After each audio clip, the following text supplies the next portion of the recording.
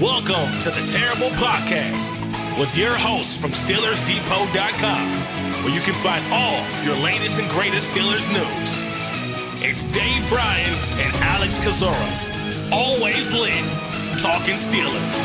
And now, here's Dave and Alex.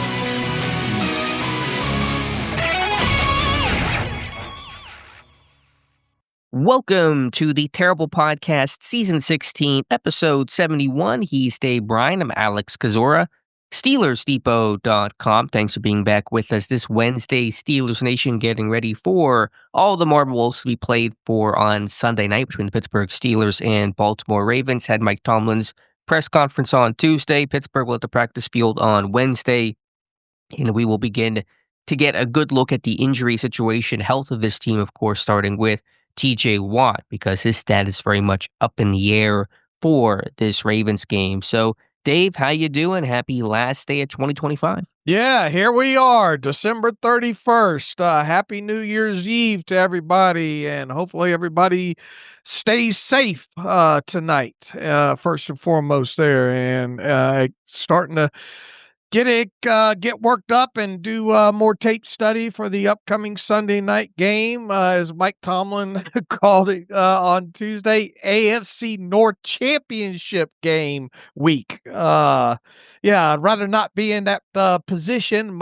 Would much rather be speculating about which players might not see playing time on Sunday against the Ravens, but here we are after obviously a disappointing loss to the Cleveland Browns on Sunday, and this team is in the position they put themselves in, and whatever happens at this point. So they had a chance to lock it up, obviously, hat and T-shirt day on Sunday against the Browns. They couldn't make it happen, and we'll see on Sunday night if they're able to break out those hats and T-shirts after that game. I know optimism not flying high right now, but an article up on the site that gives 4 reasons for optimism. Many people are not happy reading that, but if you want to have a little good note to go out on in 2025, check out that article. All right, Dave, let's go through, before we get to Tomlin, let's go through some of the housekeeping. Pittsburgh making a minor practice squad shuffle earlier this week, releasing cornerback Daryl Porter Jr. on the practice squad and signing back defensive lineman Kyler Baugh. Baugh had spent a good chunk of the regular season on Pittsburgh's practice squad, a young defensive lineman yet to appear in an NFL game, signed in training camp by the team. Porter was on and off the practice squad, appeared in one game, got a snap on defense against Detroit, but Pittsburgh adding some defensive line depth. I think that initially meant a decent sign for Brandin Echols, James Pierre to get back and get healthy. Mike Tomlin striking a more optimistic tone about their chances for this week, so that may be one reason why Porter Jr. got the heave-ho there, but that is the practice squad shuffle Pittsburgh made. Yeah, that was my initial thought as well, too. Hopefully that's a good sign that one of or both Brandin Echols and James Pierre will be able to go on Sunday night against the Ravens, and we'll be watching the first practice participation report released later on today to see if that's the case there. But yeah, that was my initial thoughts as well with the practice squad shuffle. Quick sidebar, if you could only choose one to return in this game, who is more valuable to get back, James Pierre or Brandin Echols? I have to be Echols right now at this point, I would think. And that's not a knock on James Pierre. I think when he's been asked to play, especially on the field on defense, you saw some good things out of him. But I think this team can survive with Sante Samuel Jr. On the outside, and obviously like what James Pierre brings you on special teams and all. But if given my druthers, and if he was a 100% healthy or 90% healthy, to me, Brandin Echols is the important one to get back. All right. I would agree, mainly not even because of Echols to a man, but that just allows Jalen Ramsey to go back to play safety full time. And right now they've been having a bounce back and forth between slot corner and nickel and base and 3-4. And that's, of course, rotated at safety between Chuck Clark and Duggar. Neither guy particularly strong in coverage. And Pittsburgh's talked about that when they moved Ramsey to safety full time, it kind of calmed things down, helped communication. even things out, and you kind of felt the defense, even the defense still on the whole played well against Cleveland. You'd prefer Ramsey to play full-time safety instead of this kind of back and forth. Mm-hmm. Agreed. All right, some other news and notes here. The Hall of Fame announced the 15 finalists to be voted on and to be considered for true induction for the 2026 Hall of Fame class, as will be revealed during Super Bowl weekend. Unfortunately, Dave, for a 10th straight season, Hines Ward does not make that finalist list. He's been a semifinalist for 10 years. I don't think he made the finalist list any single season. He certainly has not for the 2026 class, and so no Steelers will be in consideration for that final 15. Yeah. Am I shocked that that was what happened? No. We have talked about his chances of getting into the Pro Football Hall of Fame for several years now.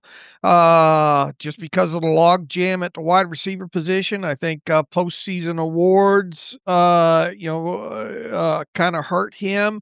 On top of it, look here, and I knew we were going to be talking about this today, and for moving forward here, uh, if Ward wants to have a better shot to even get into the finalist and even make it the step further when they trim it down, in the final voting there to the final, what is it, 5 or 6 or whatever it is, there's somebody who is responsible for making his case needs to. And look, it's one thing to tell people, well, he was such a great blocker and he did a lot of the dirty work and he was such a good, so good on third down and someone needs to put together a really good reel and let that be the case. Other than telling people how good he was, there needs to be a specific long reel for however long the presentation might be or be allowed to be for the person presenting him. It should be, look, I've told you about this before, because look, it's always generally the same voters in there, right? Those guys hardly change out there. They've heard it all before. They need visuals of this because obviously most of them did not cover the team week in and week out like the person presenting the case on them. There needs to be a hard, long visual of what Hines Ward brought to offenses other than just catching footballs for, what would he have, 10,000 receptions and all like that. You need to put together a good reel of what he did as a blocker, the physicality, all the things that Steeler fans know and think that should make Hines Ward a Hall of Famer. His third down catches, the moving the chains. Yeah, a 4-yard catch might not mean all that much in the grand scheme of things, but if it moves the chains in a key situation, especially when you're dealing with a player like Hines Ward, that needs to be brought out. So until somebody makes a tougher, a harder, more specific visual pitch. And look, nowadays, it's a lot easier because you just go to the All-22. We have it all right there where we can download it. But when you're talking about free All-22 type access and game access for us, you're going to have to ask for the Steelers and they could cut that up. I mean, it's something that's there that I'm sure the audio visual team can do, but that's the only way that he's going to have a chance the further we move on with the candidacy of Hines Ward, in my opinion. And if you don't do that, I don't think you're going to have much of a chance moving forward unless this log jam calms down. But as this log jam of these older receivers calm down, you've got these new guys coming in that are going to start taking his place, that are going to have a lot more yardage, a lot more receptions, those kind of things. So I'm not shocked that it didn't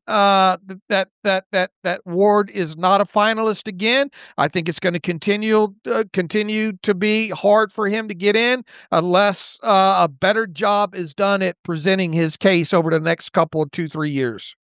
Quick point of clarification on my part. While there are no Steelers part of the 15 finalists, there is still L.C. Greenwood and Art Rooney Jr. for senior committees and Right. contributor roles, so those guys can still be voted on, and we're hopeful that both those names can be part of the Hall of Fame class in 2026. Just no one in the modern era true finalist list. You gave Ward an extra 0 there. It was 1,000 receptions, I not mean, 10,000. yeah. If he had 10,000, he would, and he wasn't in the Hall of Fame, we'd be having a lot of problems right now. I don't know if you're allowed visuals. I don't know what those meetings are like. You could do just a sizzle reel of highlights, and you don't need the all 22. I don't think for that, but I don't know. I don't know if you can present Ward in any different way 10 years later that the voters don't already know, as you kind of alluded to. Either you're going to vote for the guy or you're not, and I think basically those opinions are cemented. I've maintained the way that Ward gets in is probably senior committee down the road when that older group can appreciate the receivers of yesteryear and they don't play the game, like they used to, that kind of viewpoint. I think you can certainly make a really strong case about how successful Ward was in the playoffs. He's one of the most prolific playoff receivers in NFL history, and of course has a Super Bowl MVP, an iconic moment catching a touchdown pass from Randall L. But I just don't know if there's anything else you can really say. The one maybe piece of optimism, because your 3 receiver finalists this year are Larry Fitzgerald, Torrey Holt, and Reggie Wayne. Fitz is going to get in. That's a no-brainer.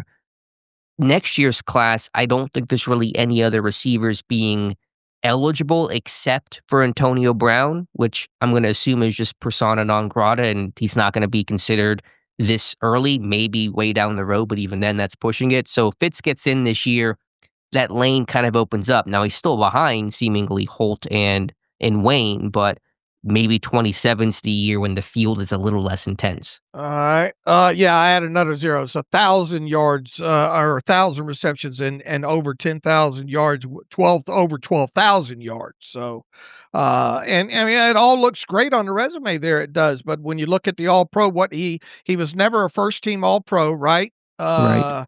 He was second team All Pro, I think, 3 times in 3 consecutive years, and obviously a Pro Bowl 4 times in 4 consecutive years there. But when people think too, was Hines Ward in any one season considered one of the top 2 or 3 wide receivers in the NFL? And the answer is no, because of the All Pro votes. And being second team. So and I don't know exactly how the process goes in getting to the, from the cut from the semi to the finalist and all like that. Look, everybody has emails, right? They could be sent these clips and all like that, and it just a better push needs to be made into the things that we as Steeler fans know that Hines Ward contributed to the game and what made him such a great receiver, all-around receiver, and why he should be a candidate moving forward. But until that happens, once again, yeah, you might get Larry Fitzgerald off of that logjam this list, but this time around, but you're still going to have a couple more in there. And Well, again, next year, it's just AB. I think it's the only notable receiver that's going to be eligible next year. all right, but what about the other, what about Wayne and Holt? Sure. Those guys are still probably going to be in line to get in before Ward, No, I agree, and that's why I think Ward's just not going to get in. And my very unpopular take is I'm okay with Hines Ward never being a Hall of Famer. I love Hines Ward. He's one of the greatest Steelers of all time. His presence and all that is so valuable. But he would not meet my personal criteria, which is what you mentioned of being one of the best at your position for an extended period of time of multiple seasons. He was very good, but I don't think he got to that level, like you said, being a top 2, 3 receiver. Now, in fairness to him, he played in some run-heavy offenses. You got Torrey Holt, who played for the greatest show on turf, and the Colts, who played with Peyton Manning with a wide-open passing attack. So that obviously hurts Ward's numbers, which are still very good overall. But I think Ward is one of those guys that's in that hall of very good, but just not quite in that Hall of Fame level. Right. And people will yell and be mad about that, and that's okay. And if he gets in, then I'm rooting for him to get in. I just don't see the path there. But that is the Hall of Fame update. Who do you think gets into the Hall this year? You got Drew Brees, Larry Fitzgerald. I assume those 2 are locks. Is Luke Kuechly a lock? I don't know if he's locked, but damn, he sure was great when he played, right? I think it's a coincidence he's doing that ESPN simulcast thing whenever he's eligible for the Hall of Fame. It's just kind of a way to, hey, remember how good Luke Kuechly was? Let's get him in the Hall. It's kind of a little sly push there. It never hurts to have visibility, Right. When it comes to this time of year and all. So, let's see who does get in. Got Jason Witten. You got a couple. You got Terrell Suggs. I was surprised Terrell Suggs was a finalist. I mean, not. This is probably Steelers haterade here, but I don't know if T. Sizzle is a true Hall of Famer. Maybe I'm wrong. Hadn't looked at his resume. Where's the list of finalists here? Let me pull it up real quick. I don't want to. Let's see here. Well, I guess Suggs has 139 sacks. I didn't realize he had 139, so maybe I'm wrong about that. I mean, Willie Anderson was obviously a great tackle for many years. Drew Brees got a great resume, obviously. Jari Evans, it doesn't feel like he's going to get in. Larry Fitzgerald, yes. Frank Gore, probably not. Torrey Holt, probably not this time.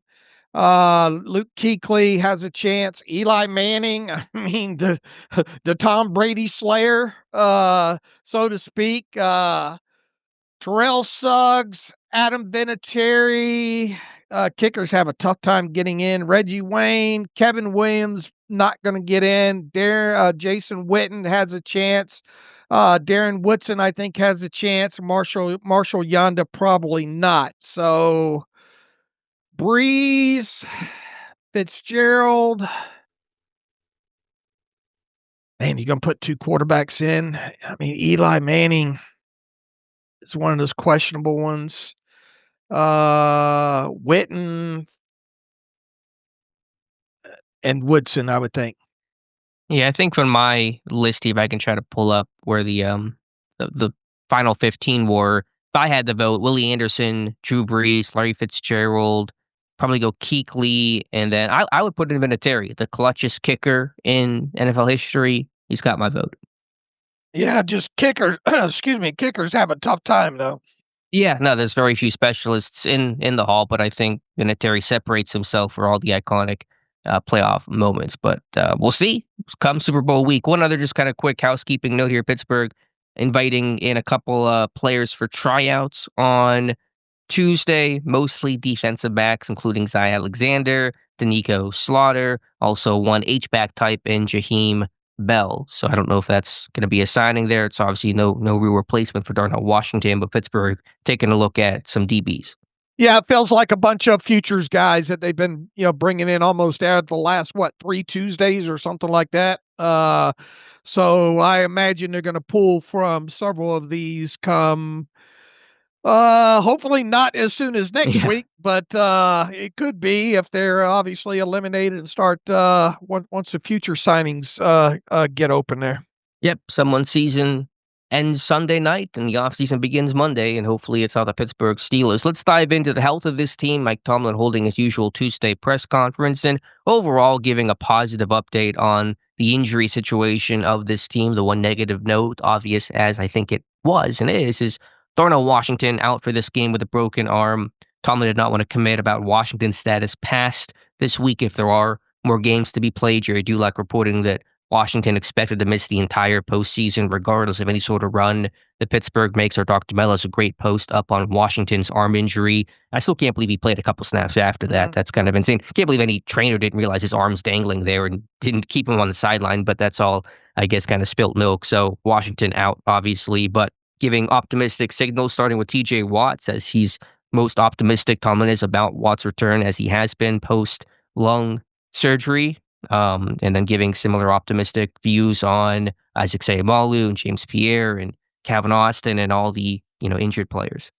Yeah, let's start with Darnell Washington. Obviously, we knew coming out of the game he had the broken arm or forearm there, and the likelihood that he would be available for the Ravens game is now obviously out the door. Dr. Mel did a great post, as she usually does. In fact, if you're not following her, shame on you, at Girl Surgeon.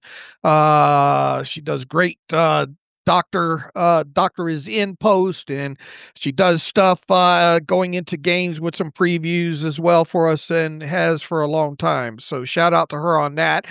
We will probably get our answer about what this team thinks about Darnell Washington being able to contribute at some point during the postseason by 4 o'clock on Saturday afternoon. And we might even get our answer as early as today. If the team places him on IR, then they obviously don't think he's going to be able to play any during the postseason. But the postseason at this point doesn't matter because you got to get into the postseason first and foremost. So we'll get our answer on that. Big loss.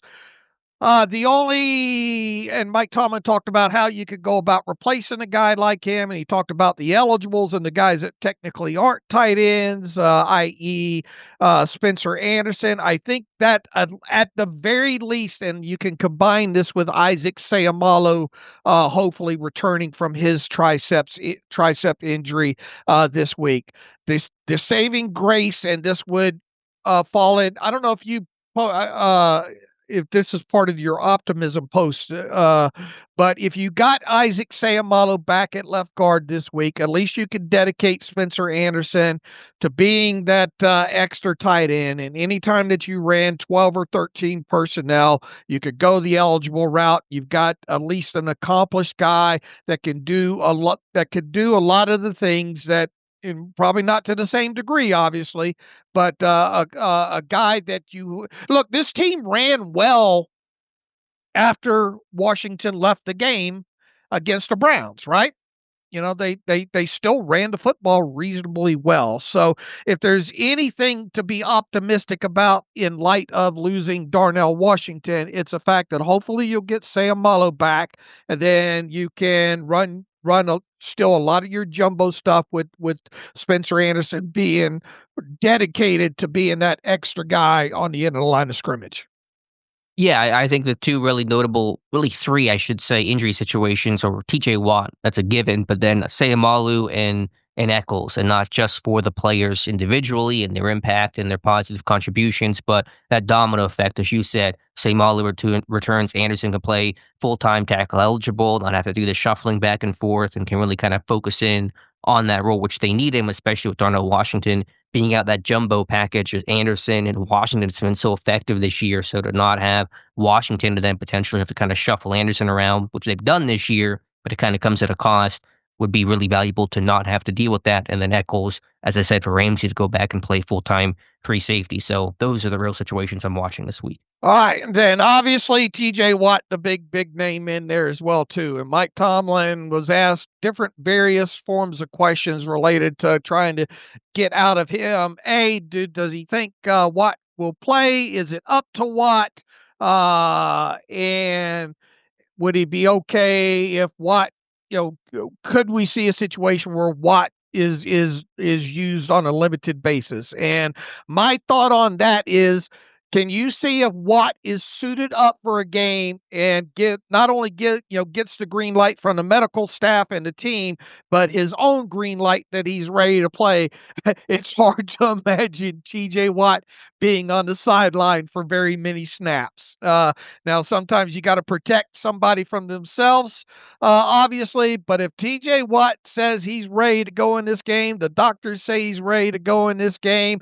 Mike Tomlin was asked about his conditioning and all like football conditioning, and Mike Tomlin said, "Look, I don't think during a 12-month calendar year that TJ Watt's ever out of football shape or physical shape," and I believe him the way he dedicates himself to this game here. So if he can play, I would expect TJ Watt to be on the field at least 75, if not 80% of the snaps in a winner-take-all game. So we'll see what the injury report obviously states. The good thing is, as TJ was limited all 3 days last week, he's probably chomping at the bit to go more on the full bases. And what would that full bases even look like? I thought an interesting question Harbaugh was asked a couple days ago was, will there be more hitting or tackling and all? And he went into, look, the CBA limits you as it is, and just this late in the season, teams generally get away from doing heavy stuff, and they mostly focus on technique and scheme and all like that. So even if TJ Watt is listed as a full participant in all 3 days of practice this week, what does that even mean? As far as physicality goes, his real test of physicality will obviously be Sunday night against the Ravens. So Mike Tomlin optimistic in that, and to me, once again, if he's gets green lighted and gets put in a uniform, he's going to be on the field quite a few snaps.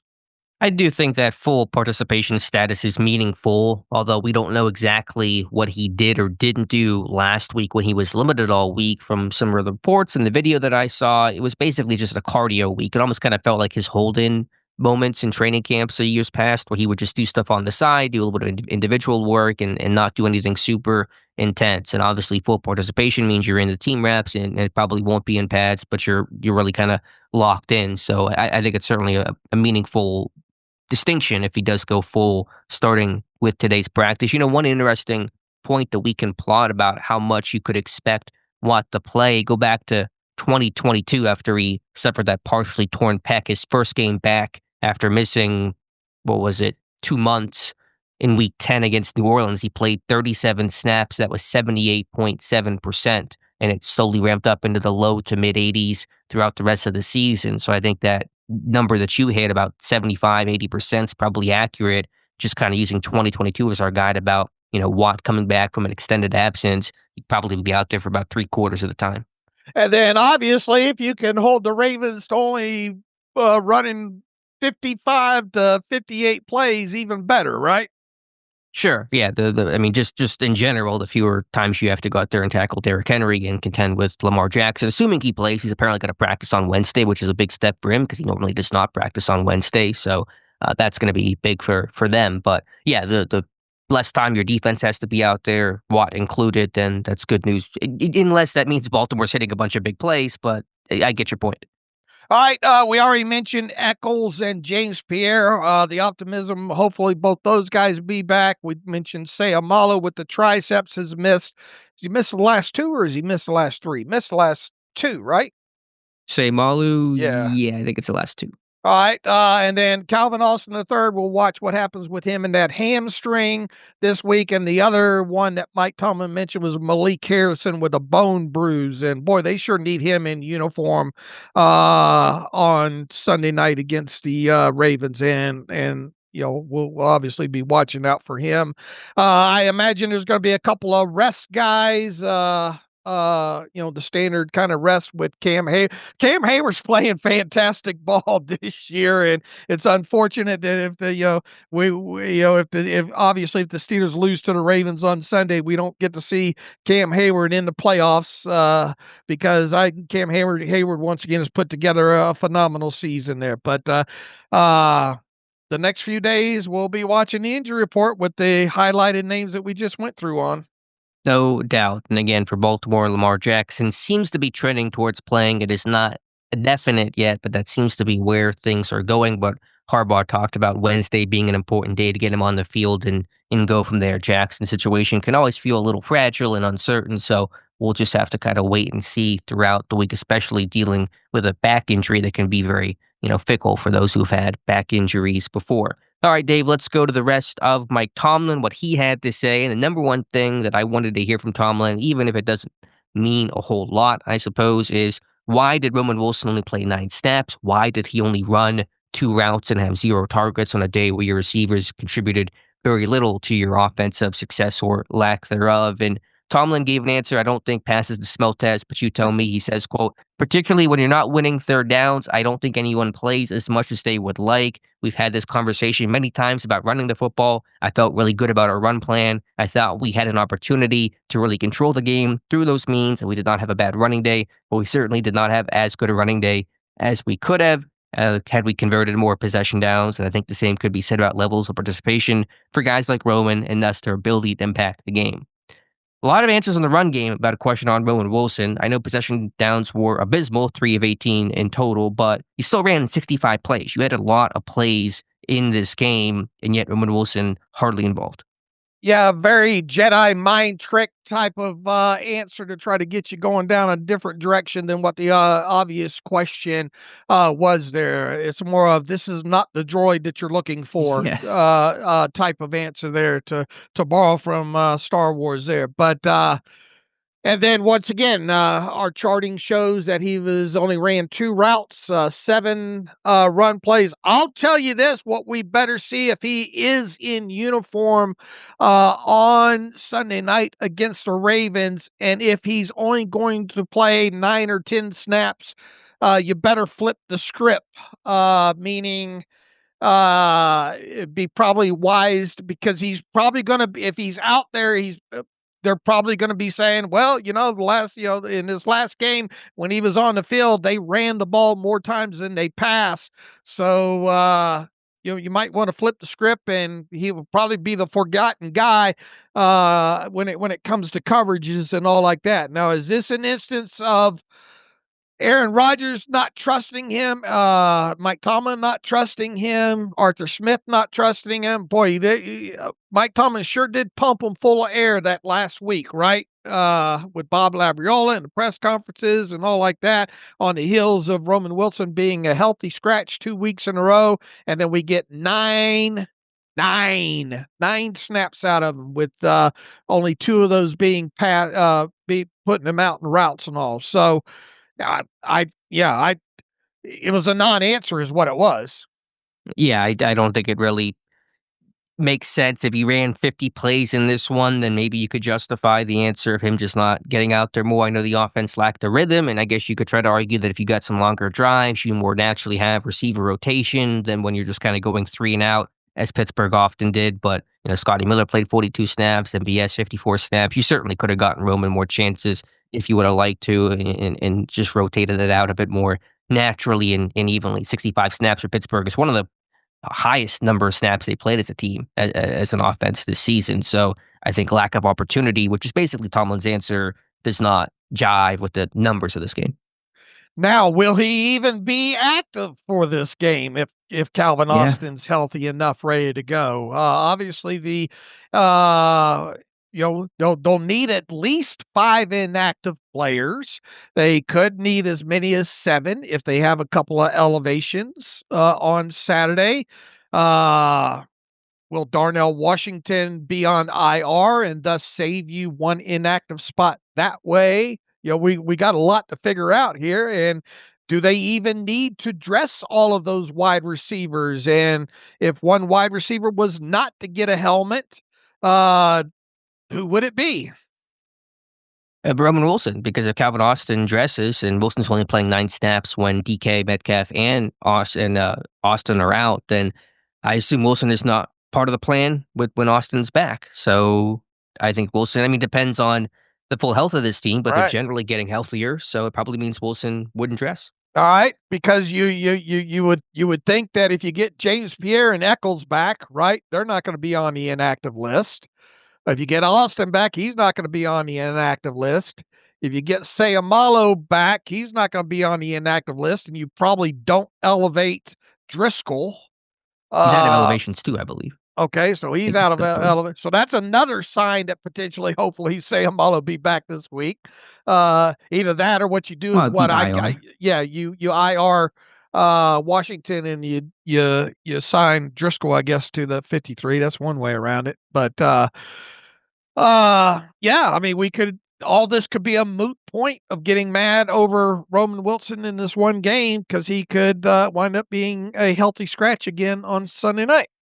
Now, some guys like Jeremiah Moon could be inactive. If TJ Watt returns, you probably wouldn't need Moon. There could be potential special teams value, but, Sawyer would be able to handle that. So a lot of things to worry about Friday when there's a clearer picture health-wise. It's not that I'm even sitting there so mad about Roman not playing to a man, but it's just that disconnect when Mike Tomlin goes out of his way at least 3 times to, as you said, pump up Roman, talk about the great opportunity for him. And his words are very intentional and pointed. Tomlin rarely speaks so flippantly in any sort of media setting. He always talks about his press conferences are really to the players more so than to us, the fans, or to the media that he's having a conversation with. But when he says all that, and then there's that disconnect on the field, you just wonder, why is that disconnect happening? What is the reason for it? Yeah, obviously second year in the league with him, and first rookie season, obviously hampered by injuries and all. But this is a guy at this point of the season with the draft pedigree. You look, I didn't think Roman Wilson was going to have a phenomenal season. I mentioned that it was probably going to be tamped down and not meet expectations of what many probably thought. But I mean, it's even been obviously well below that on top of it there. So what is it about either Aaron Rodgers and being on the same page and trusting him, or really the rest, the team as a whole just not trusting in his ability? I do think this is more of a Rodgers thing. He likes veteran guys. That's been well documented. He made a comment about Wilson, I think last week, about that he's basically a rookie because he lost his rookie year due to injury effectively. And so I just don't think there's that trust there. Rodgers has touted the offense looking better once the veteran receivers were included. Not last week, obviously, but the Lions game, the Dolphins game, the offense did look better with the vets out there. Rodgers talked about just kind of playing with more detail. So I do think this is more of a Rodgers thing than it is anything else. Okay. All right, I agree. Yeah, that's the book on Roman Wilson. What else did Tomlin have to say that caught your attention, your ear, Dave? Not much, because the media did a poor job overall, I think, in the line of questions. I would have really hit on the final couple of possessions of that game against Cleveland and what went wrong, and overall the decisions. Look, the Steelers lost this game because of offensive output, plain and simple. And if you want to narrow this thing down even further, where you want to put some blame on this game, I narrow it down to three people, and obviously Mike Tomlin by proxy because he's the head coach. But the three people I blame this loss on are Aaron Rodgers, Marquez Valdes-Scantling, and Arthur Smith. End of story. And I would have gone more into the final 4 plays of this thing, or specifically the final, I guess, 3 plays from the 7-yard line. And before that, the drive prior to that, the 4 plays where you went 4 and out right there. Because as bad as this team played, specifically on the offensive side of football, if I would have told everybody on Friday, look, this game's going to come down to 4 plays starting at the 10-yard line with a chance to tie the game to go into overtime, how many people would have said, I'm in? Yeah, I mean, I think a lot of people would have, signed up. What does that mean? Does that mean, son of a bitch, I'm in? Yeah, the Rick and Morty meme Rick there. and Morty, So. yeah. Now, obviously, several will say, no, I wouldn't have. I would have taken my chances the rest of the game there. But I mean, look, the defense, they gave up technically, 13 points to the Browns. And even starting there, if I would have told everybody on Friday, the Browns will score 13 points in this game, will you take it?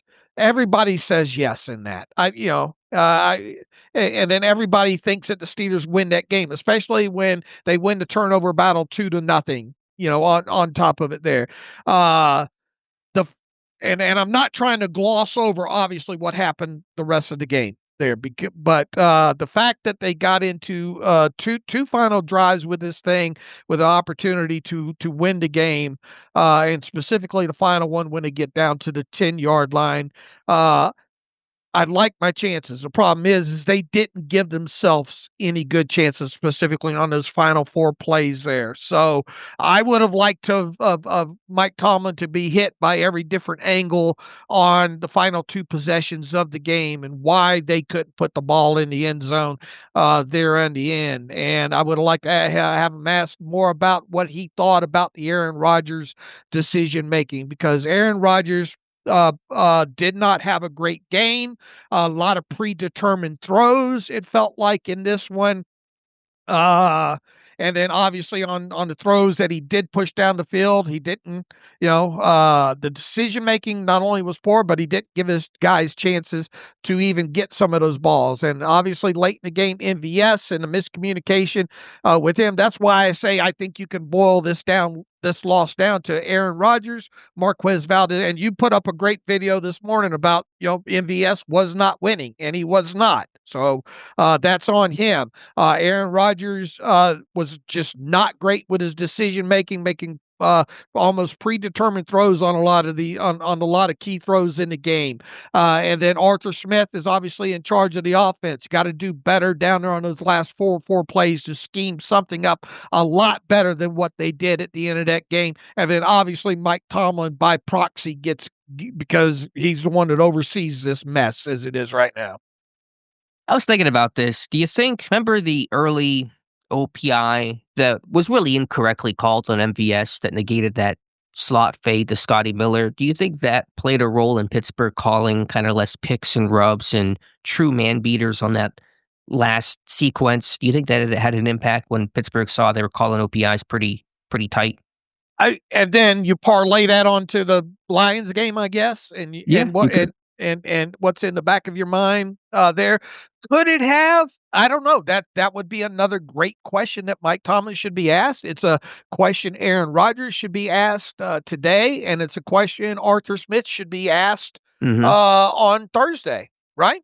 Yeah, it wouldn't justify to say that was an acceptable sequence. It wasn't down low, but I just had that thought in my mind because it wasn't egregiously, I think, bad call on MVS, and I wonder if Pittsburgh thought we don't want to risk it again and do what the Lions, had the week before. So, yeah, I mean, I don't want to put the blame. It's hard to do it just on any individuals, but you're right. The more that I watched the tape, the more that I thought Rodgers really played a poor game. None of the receivers played particularly well, but MVS was your leading target guy, and so he gets put in the spotlight more, as he should, and he really struggled. It was interesting, Mike Tomlin, when talking about blame and not putting this all on one player, Tomlin did not, but he talked about one play in particular, the Nick Herbig dropped interception, which was interesting and not inaccurate. It certainly was a huge missed opportunity. Herbig must make that play. He talked about that still kind of keeping him up at night, but it is very true to form for Tomlin in a game where your defense allows only 13 points and really functionally 10 because the last field goal was when the Browns took over deep in Pittsburgh's territory. Pittsburgh's defense did a great job to get a stop and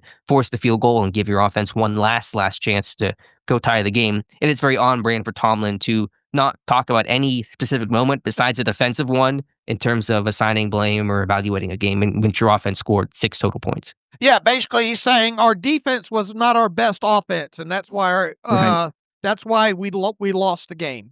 And that's very on brand. And that can't be. I mean, it is on brand for him, though, right?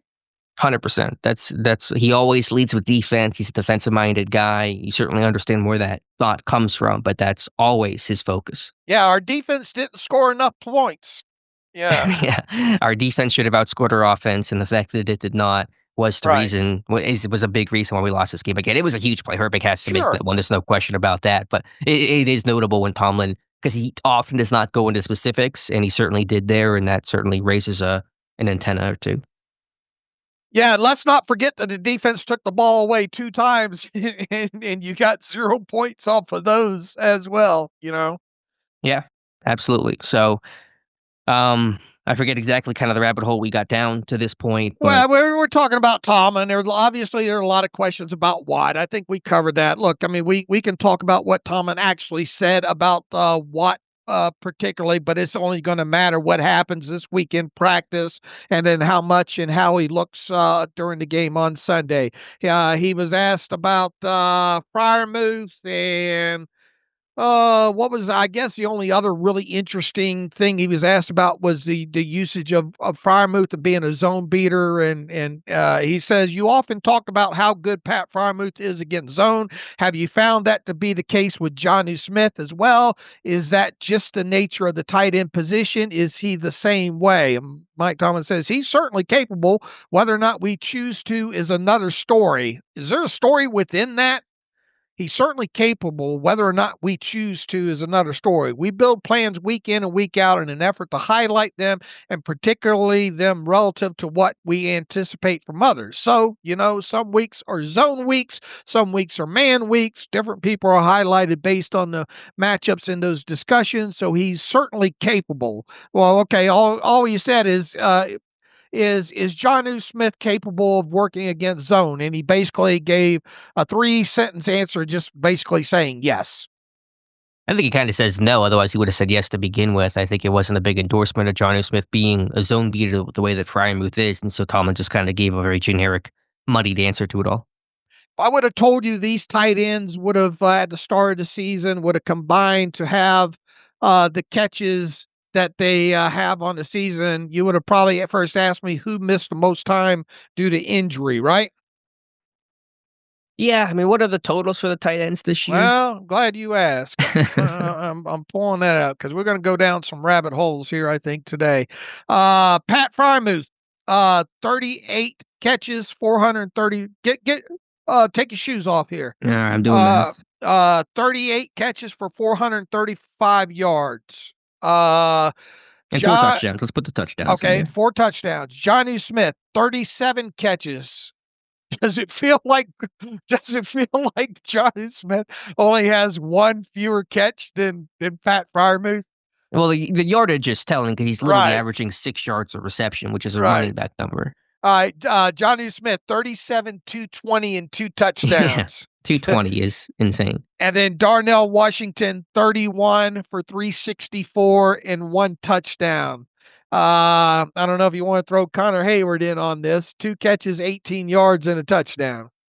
All right. Well, give me a second to do some public math here. But, yeah, I mean, the receptions aren't necessarily an alarming number. I think it's the inconsistency. I think it's the lack of big plays down the field. I think that's kind of where you really start to question things. Yeah, I mean, basically, you add all these together and you get one good tight end, and not even that when you look at the yards per reception for the whole, because Johnny Smith drags it down quite a bit.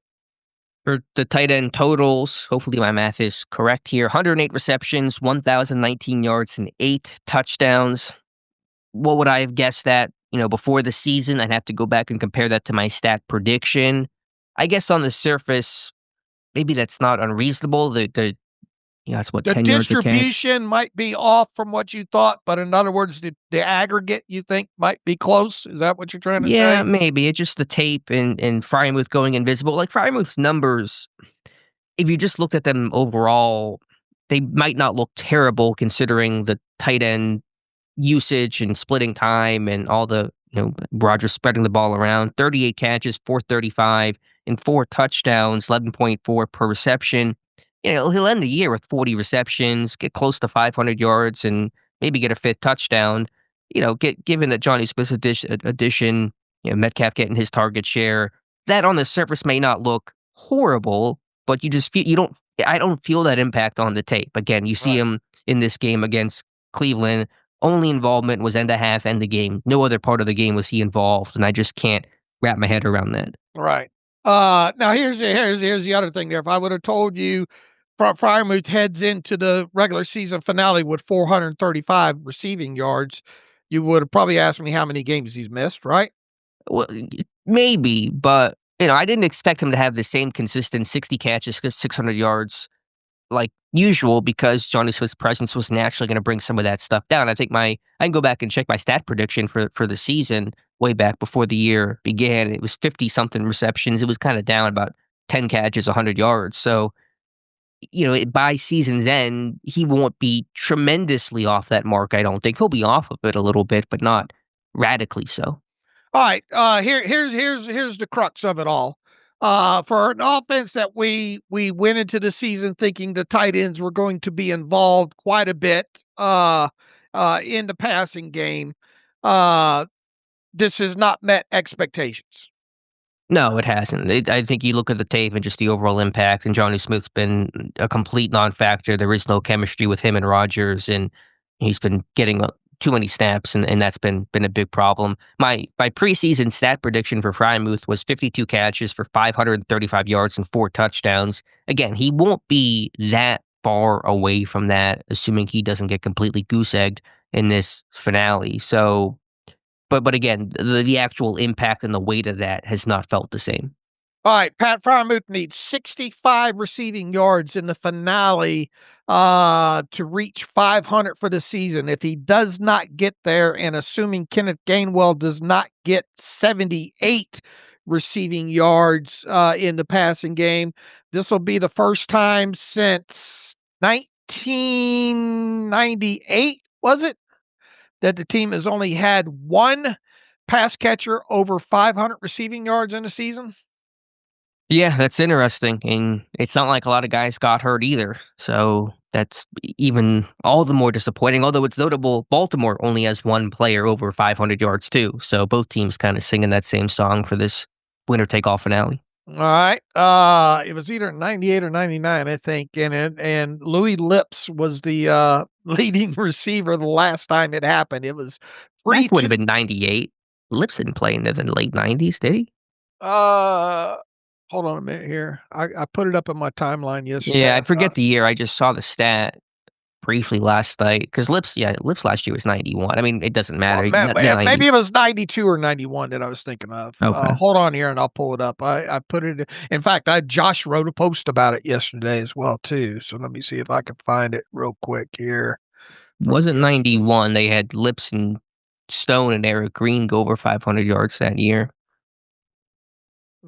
These are the burning questions that fans ask us to dive into. Here it is.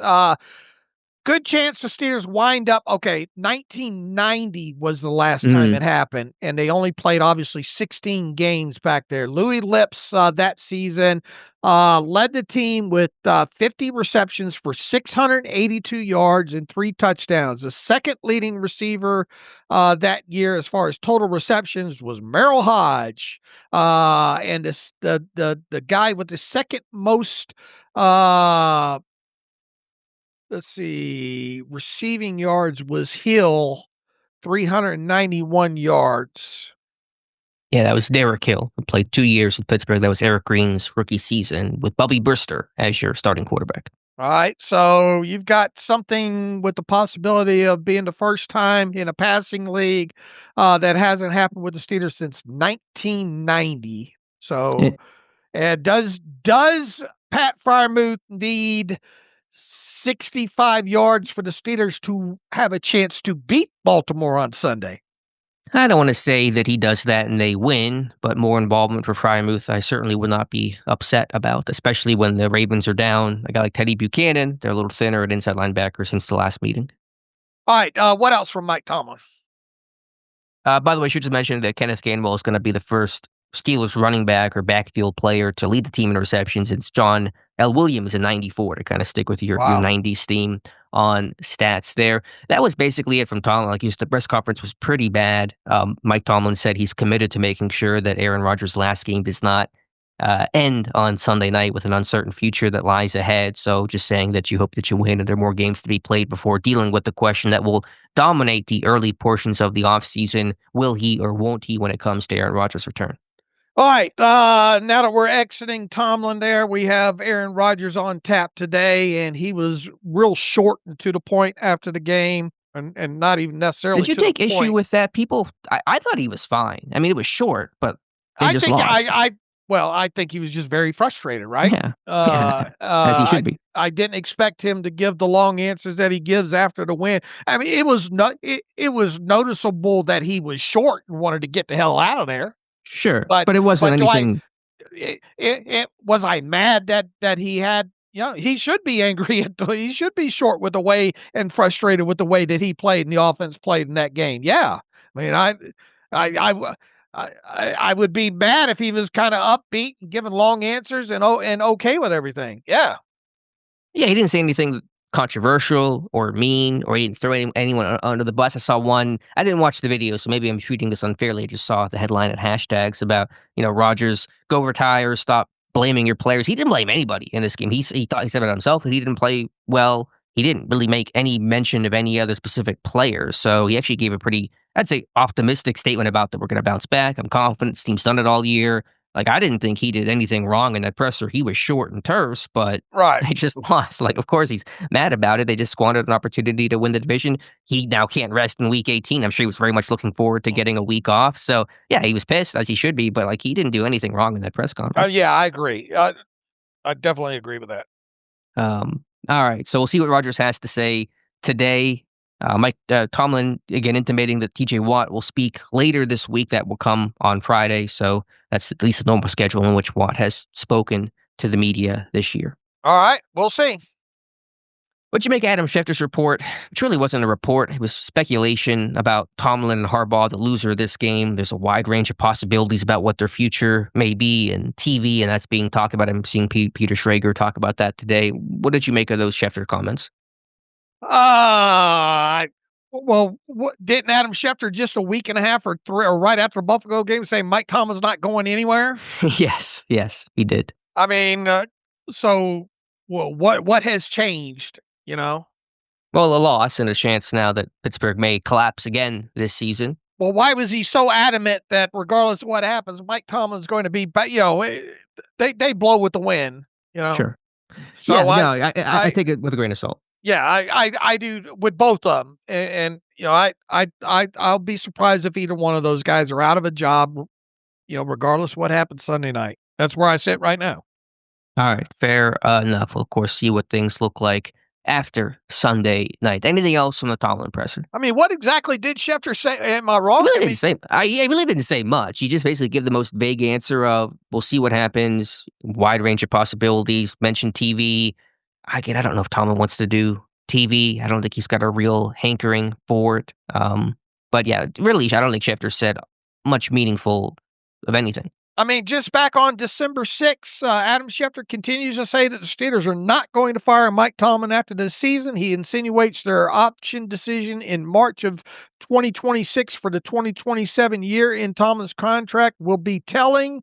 Let's see. There will be organizational meetings and decisions that occur, but not until after the season is complete with a full body of work for all appropriate parties to review. Nobody in the Steelers organization nor around the NFL expects Pittsburgh to fire Tomlin. The organization hasn't fired a head coach, blah, blah, blah, since, and I think he got that year wrong, but, it should have been 68. Did he say 68? He said 41.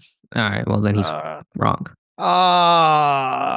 And he goes on to say Mike Tomlin, and this was back on the 6th of December, contract includes a no trade clause, giving him the ability to block any move the Steelers will make. And, once again, we're 25 days removed from Adam Schefter saying he's not going anywhere. Well, if we split hairs, he says in that December 6th report that he wouldn't be fired. And Schefter, I don't think, said anything about firing recently with his most recent comments. It was more about the parting of the ways, I think, was more the implication that Schefter was offering there.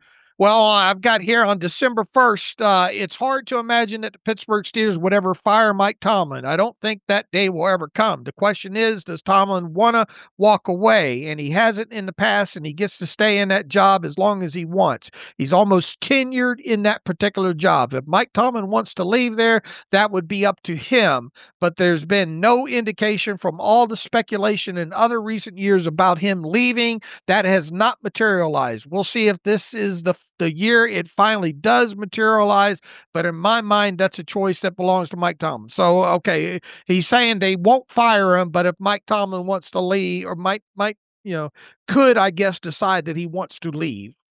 Which, any coach could leave at any point if they want to. There's been no indication of that from Tomlin or from any sort of reporting that would suggest. And I think, assuming that Tomlin stays, I think one thing the national media gets wrong, and Albert Breer has talked about this, he did yesterday on Rich Eisen, and he talks about, does Tomlin want to go somewhere with a better quarterback and a better roster? Like, that's not Tomlin's mentality. He doesn't run from this stuff, like him or not. He certainly embraces these challenges, and so I don't expect him to go run out the door for a better opportunity, because I think he, A, knows the grass is not always greener on the other side, and then B, it's just not his DNA to go run from a challenge. Right.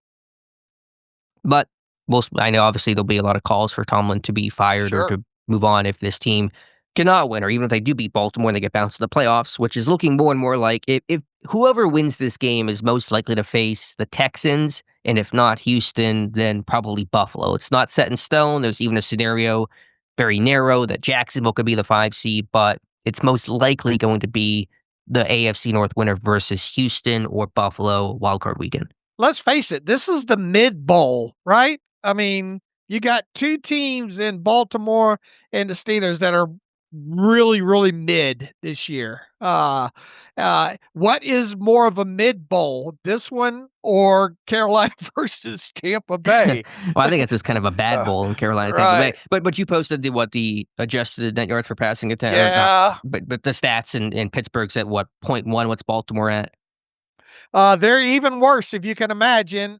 They are, where are they here?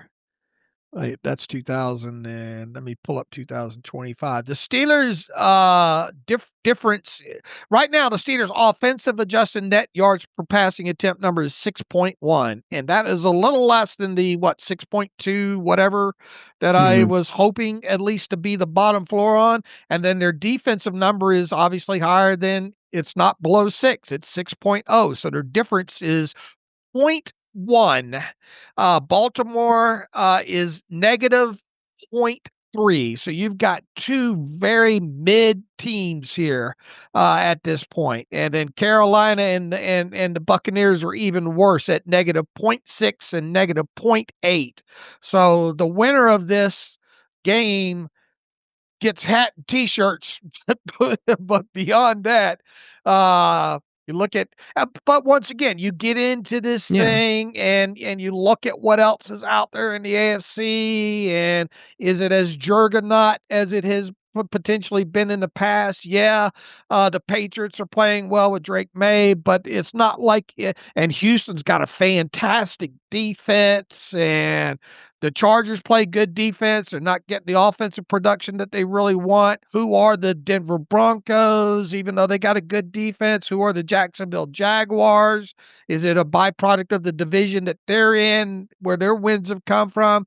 So yeah, look, you can't even make any noise in the playoffs if you don't get in the playoffs. I mean, that Captain Obvious there. So, but the fact of the matter is you're dealing with two teams in the AFC North right now battling for the to get into the playoffs, and both those teams are mid, really.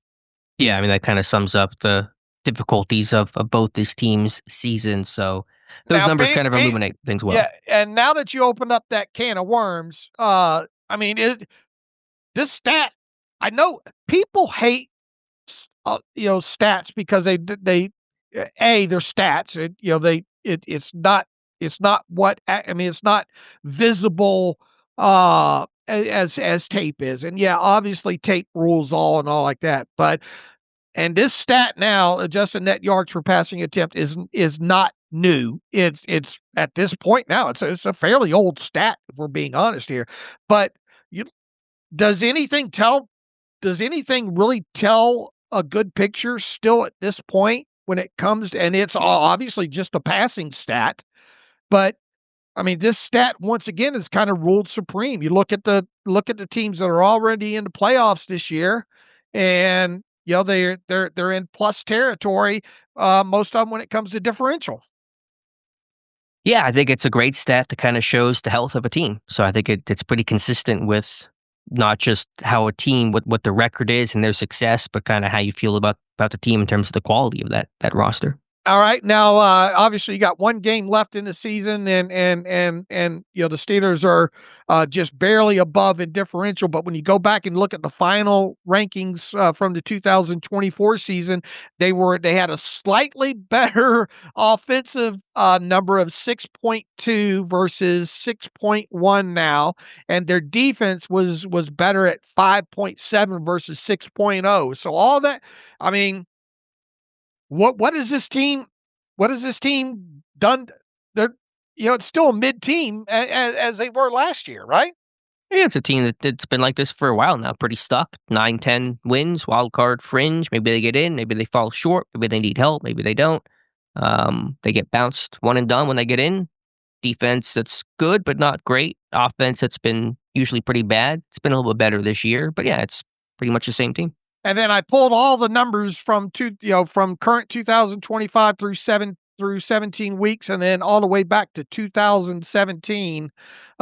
This team has mostly been mid in the adjusted net yards per passing attempt stat since 2017. Yeah, and that's where the playoff drought started. So, and it certainly could continue. I mean, something needs to change there, right? Yeah, I mean, you will see change. The question is what change and to what degree and how radically does that change come? And those are things we'll certainly be talking about once all the hay is in the barn of the Pittsburgh Steelers season. All right. This is the moral of the story here is this is a mid team. Yeah, the silver lining is you could say that they're facing a mid-team this weekend, and one that still may be without their quarterback, although I think Lamar's going to play. But now some will say that it's better for Lamar to play for Pittsburgh's benefit, that they'd rather face Lamar than Huntley. Do you buy into that? Do you buy into the Baltimore should play Huntley regardless of Lamar's health and status? No, if Lamar's healthy, you got to play him. Plain and simple.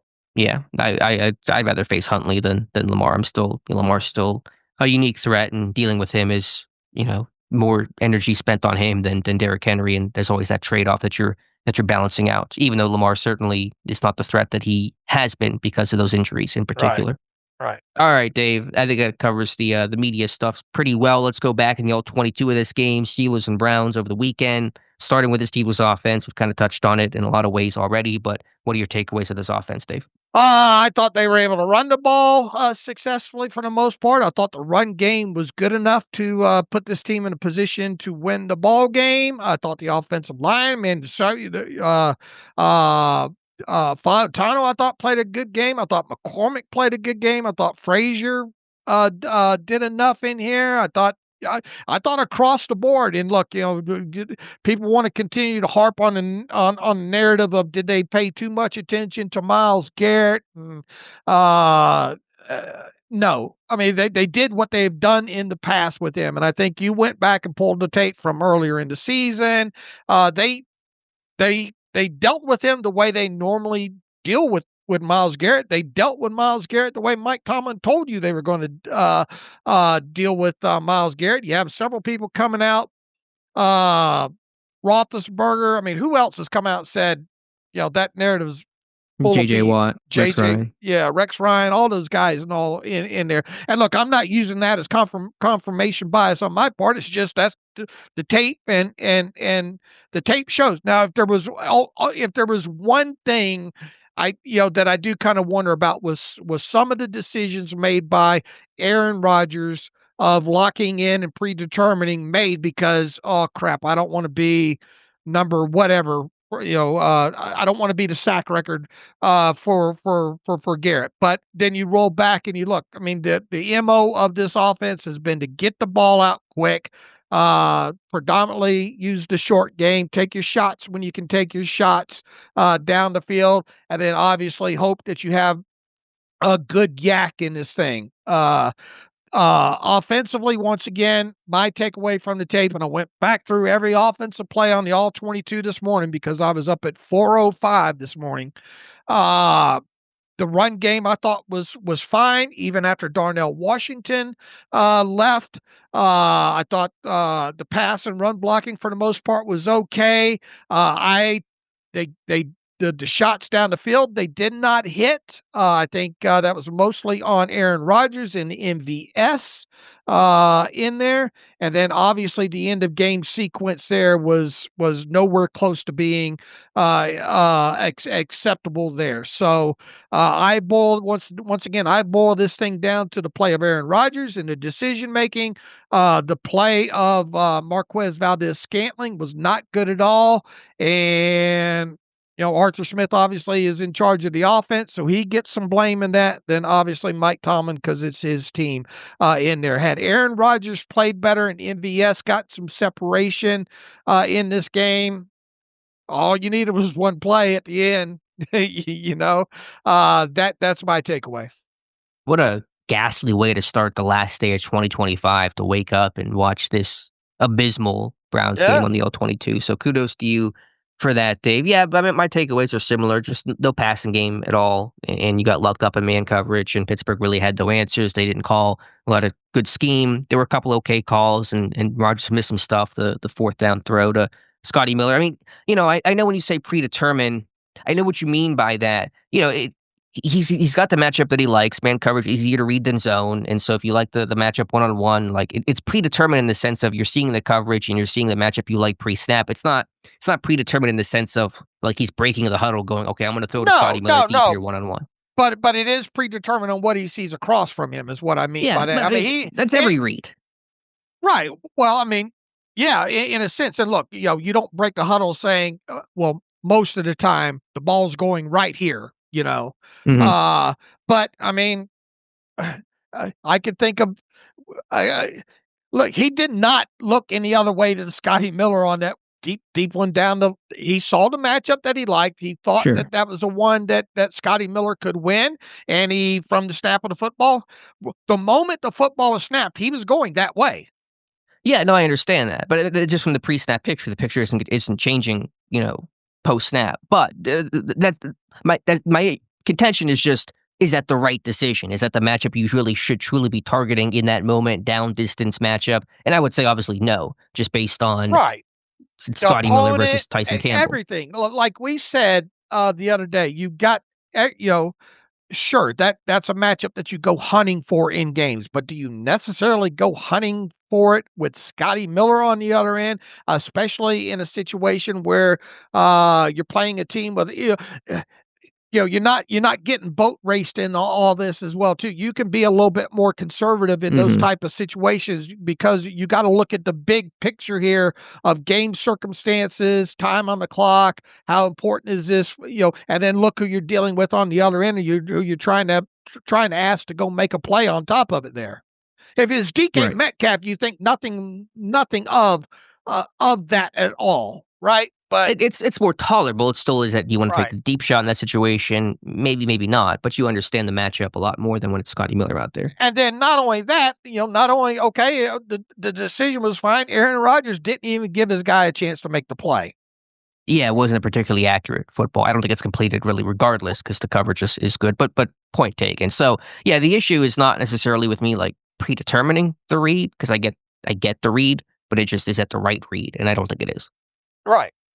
Now, I know if it hits for a touchdown, we celebrate it, and this is how these Sure. these things go, but that's how all football, that's how all sports, how life goes. It's all, every decision that works out looks a whole lot better than when it doesn't. That just kinda baked into the cake of this thing, and you're gonna get criticized when you don't make plays. Your goal is to make plays, and when you do, you get celebrated, and when you don't, you get criticized, and that's kinda what these guys sign up for. Look, how many times did we talk about over the years of Ben Roethlisberger on 3rd and 1 or 3rd and 2 or 4th and 1, taking deep shots down the field, you know? Yeah, he loved doing it. Yeah, yeah. Um, So I mean, and yeah, you go hunting for those matchups, obviously, especially for a team that uh hasn't had great success of pushing the football down the field. And look, the other one to Marquez Valdes-Scantling earlier in the game as well too. Not only was it a ball that was very tough to catch, Marquez did do a good job of separating, and Aaron probably could have done himself a little more service of holding the ball just maybe a tick longer, and then getting that ball out front where Marquez at least has more of an opportunity to catch it. yeah, there were a lot of low line throws from Rodgers in this one. Not a lot of air under some of these throws, and that was, I think, an issue in this game. I'm gonna have an article on this for the morning. You're right. The run game still was generally successful even after Darnell Washington left the game, but you still felt the loss of Darnell and the deficiencies that Frymouth and Jonnu Smith have, and I think it's really evident in the literal next two snaps you took after Darnell Washington exited. The first one was that play that you posted of Jonnu Smith was unable to secure the backside against Myles Garrett, who comes in on that zone run, makes a tackle.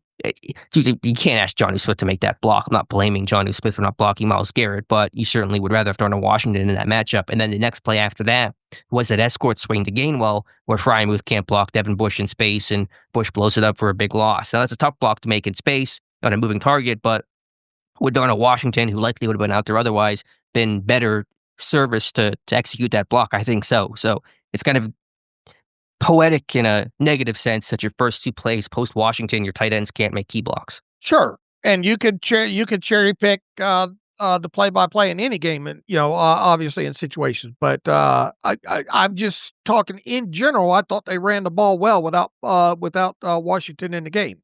Well, they honestly just started running weak side. It's just started running away from the tight end, which is not a bad idea. They just were running some of their lead and toss plays to the weak side away from the tight end, which is probably the best way to go about it, even in this game against Baltimore. All right. And then obviously you're not in the final two possessions. You're not going to run the football in those situations. So you're taking away how many plays there?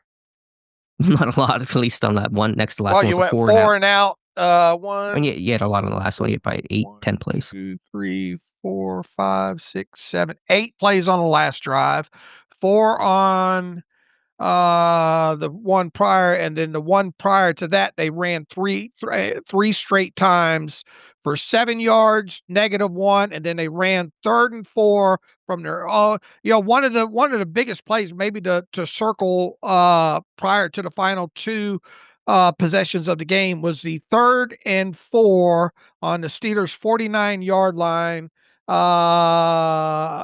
And they went -2 to right in there, and then decided to punt instead of go for it on, I guess, what would have been 4th and 6.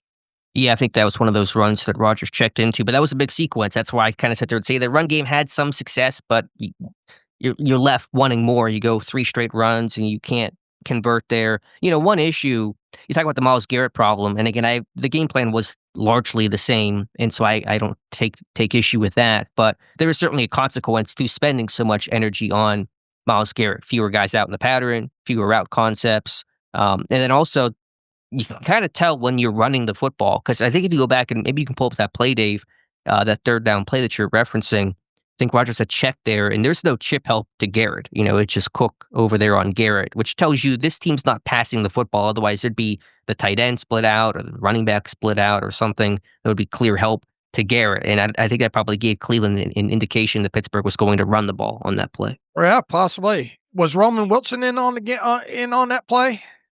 I don't know. I could try to pull it up, but I don't think he was.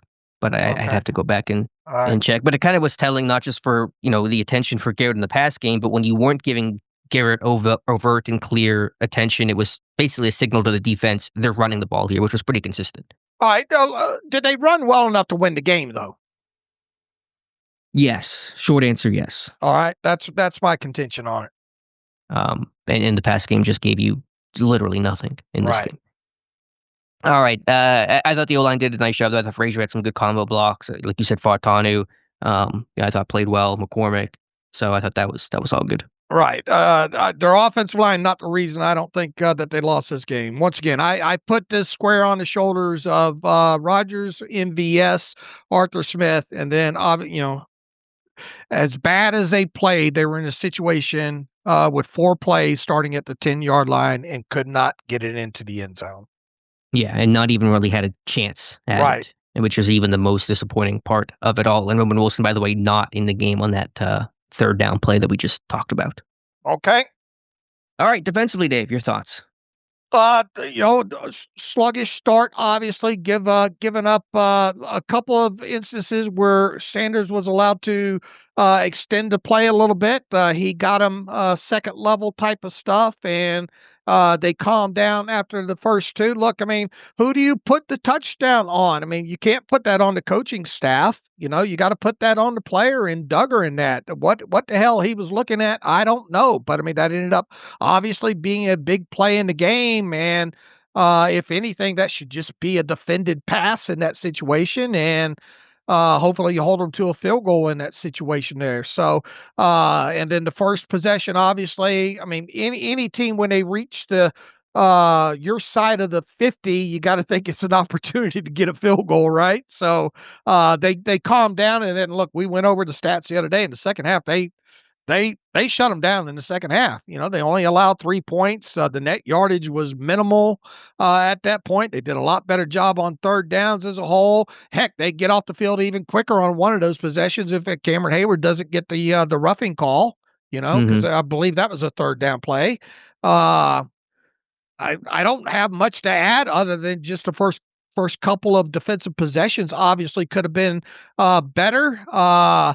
The Nick Herbig play, you have to circle at least of not making that interception there, because that's a pick 6 going the other way. But once again, you can't give the Mike Tomlin answer of, well, our defense did not score enough points as a reason of why they lost the game there. You damn sure wish you would have had it instead of not having it there. But I mean, I thought second half as a whole, really from, I guess, the midpoint of the second quarter as well too. The defense did everything and more. I mean, you limit a team like that to technically 10 points.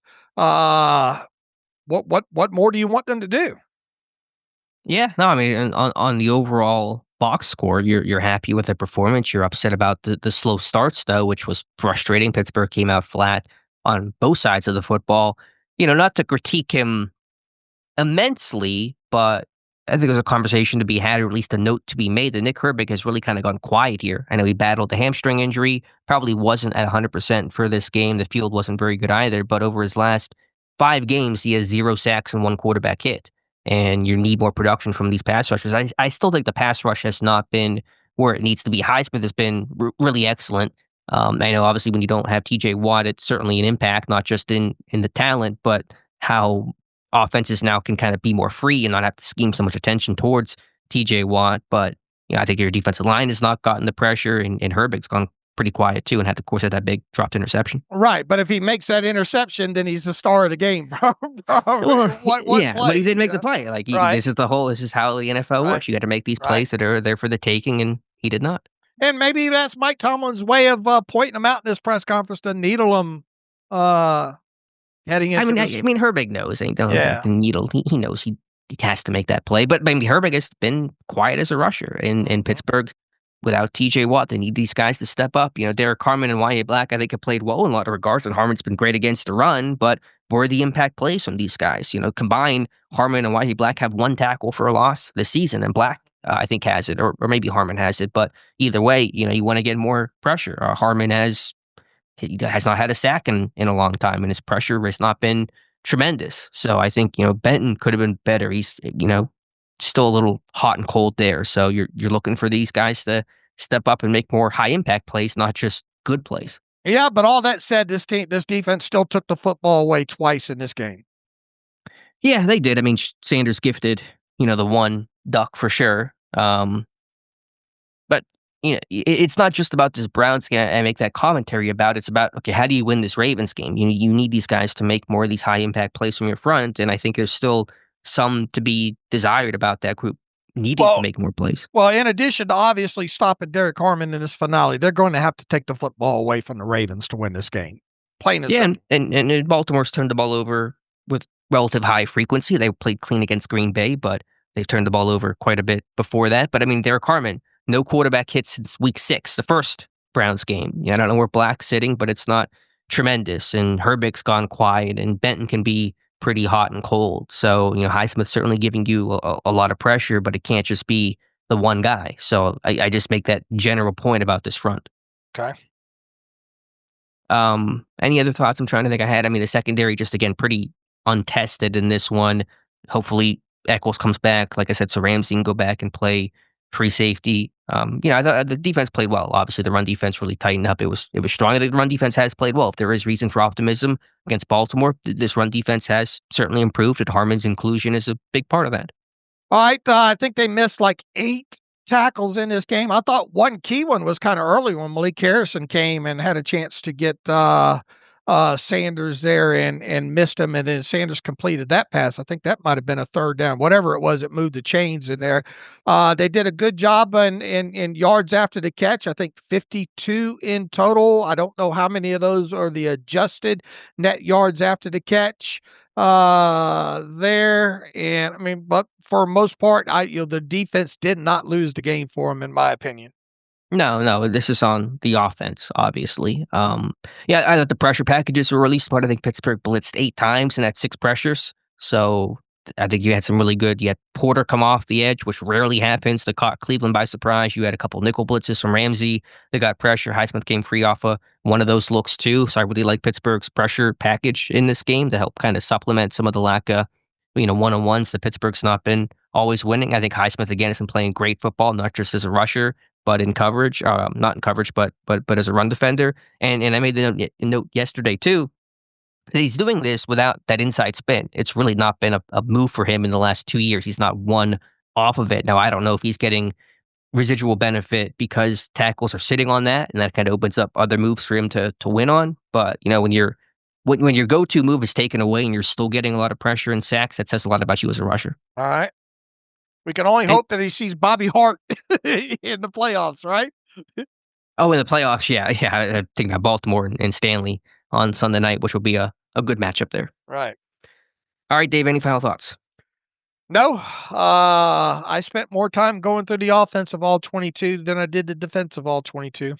And it was more offensive than offensive in this one. All right, Dave. Anything else? You got team awards should be coming up. I don't know the exact voting schedule for MVP, for the Chief Award, which is the player best with the media, and the Joe Green Great Performance Award to the best rookie.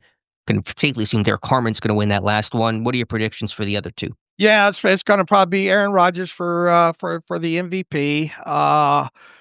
Derek Harmon for the Joe Green Award, and for the Chief Award. Oh, who knows what these guys? I think a couple of you guys are predicting maybe Patrick Queen gets it. I guess. Yeah, Kabali made a reference to Queen maybe being the guy. So, excuse me, still paddling this cough. But I just a guess on Queen. Highsmith's good with the media, at least giving he won it last year, yeah.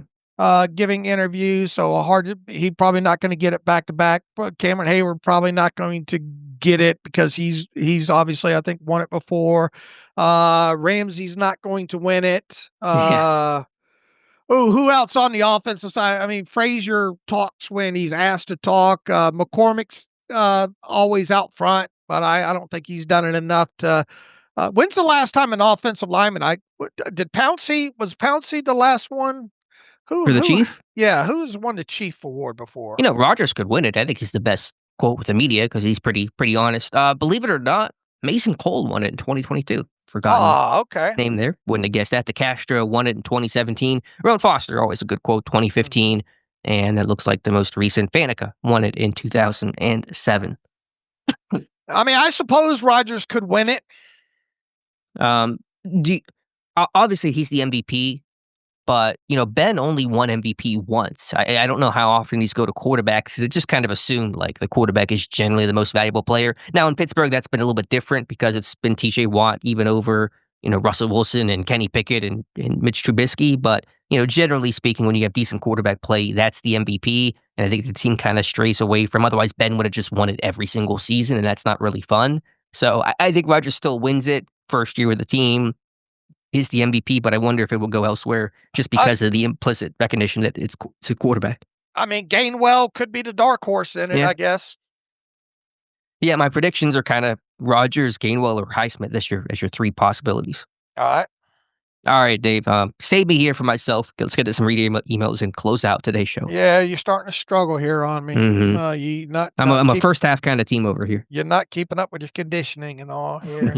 That is. Let's see here. Let's start with Ryan from North Carolina. How would you guys feel about going after Malik Willis in free agency, assuming we could get him reasonable quarterback deal? Define reasonable however you want to there. I think Malik Willis is definitely, if Aaron Rodgers is not going to be in the picture and you make the decision to not go up and trade for one of the top quarterbacks, then I do think that Malik Willis is definitely a guy that has helped his cause, for sure. I went back and looked at his adjusted net yards per passing attempt stats as a member of the Green Bay Packers. And obviously he's been playing second fiddle to Jordan Love over there, but when he is asked to start and play, last year in 7 games, 2 that he started, he attempted 54 passes,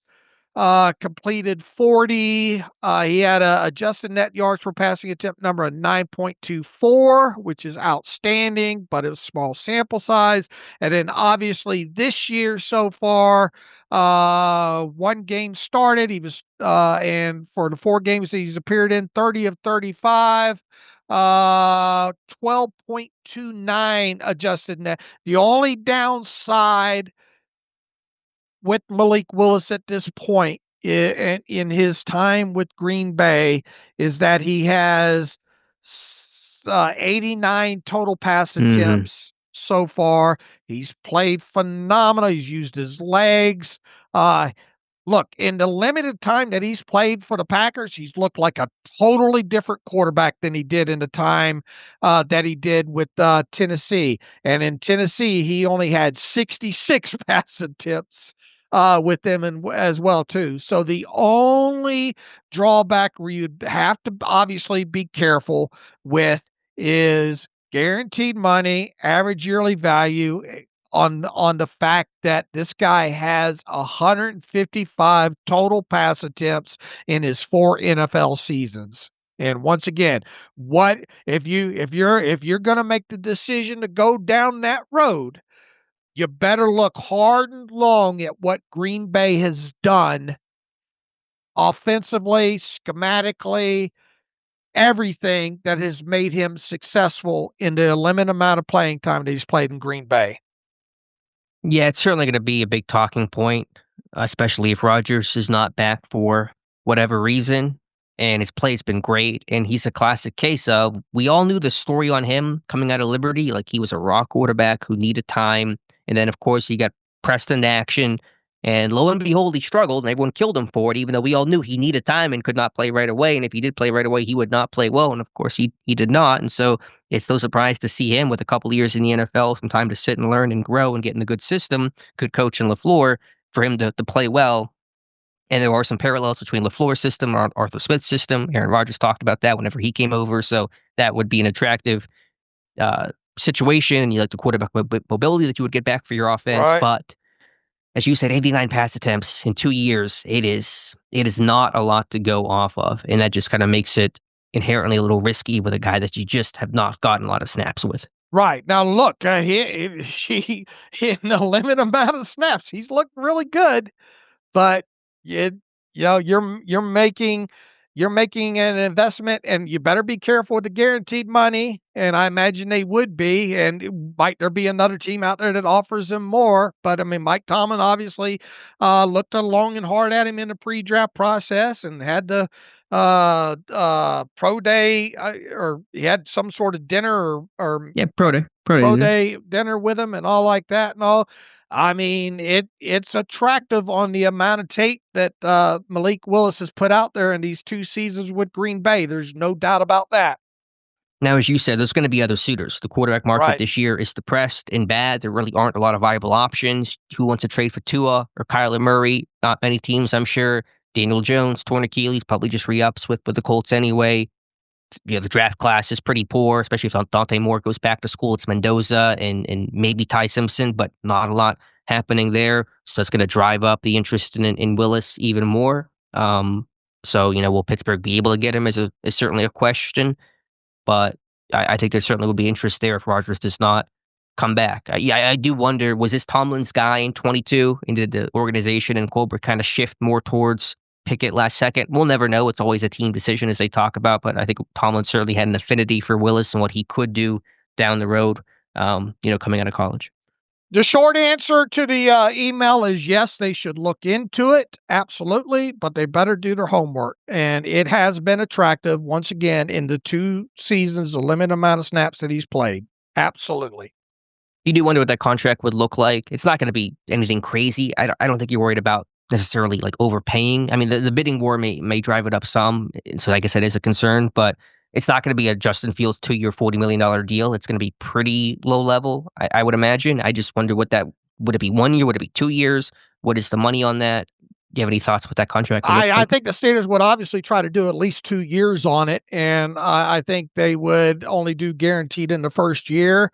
I think it might be more than the 10 million or 11 million, whatever that the base that Rodgers got this year. So I could see it being around 12, 13 million per. Somebody's going to probably pay him that.